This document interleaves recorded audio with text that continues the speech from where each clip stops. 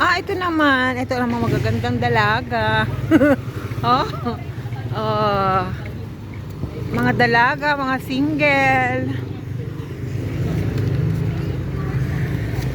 Nandito lang naman sila po sa El Nido. Naghahanap ng mga rooms. Dahil wala pa silang room. Ganito pala sa El Nido. Pupunta ka, ayan.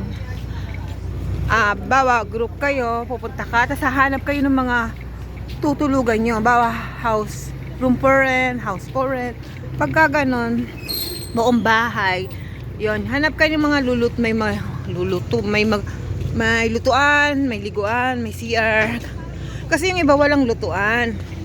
Ayan, nahanap nga naman sila. May palengke nga naman ang El Nido, ayun oh. Ay, grabe ang mga paligid nito guys, kabundukan. Pero yung mga bato niya sobrang tigas. Halata naman eh. Oh. Sobrang layo nito. Puerto, tapos dito sa El Nido ay nasa 8 oras. Tapos zigzag. Ay, oo, paikot-ikot ang daanan. Grabe, nahilo nga ako.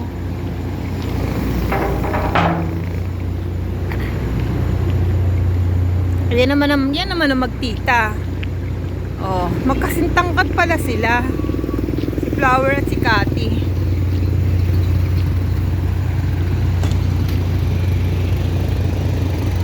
Itong Roro na to, alam ko, nakakaabot, CRB siguro ito.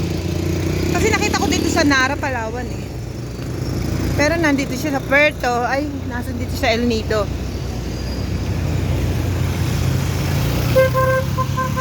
Oh, 'di ba guys? Panoorin niyo lang 'to, makikita niyo na ang lugar ng El Nido. At parang nakarating na din kayo. Sobrang ma-attract ka sa mga bato na 'yon. Kaka-attract talaga sa personal. May rainbow pa siya. Oh, grabe. Sobrang ganda talaga oh. Na hindi natin makikita sa Manila. Sa Manila, mga building. Mga gandang building, pero nakakatakot. Pero itong baton to, grabe. Tigas ng tigas ang bato eh. Teka, nalilibang na yata ang dalawang to ha. So, masa soft opening. Barefoot Bakers.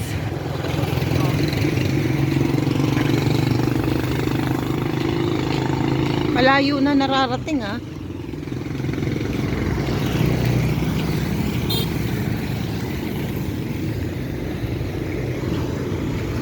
Palibot guys, tingnan nyo ha oh. Oh.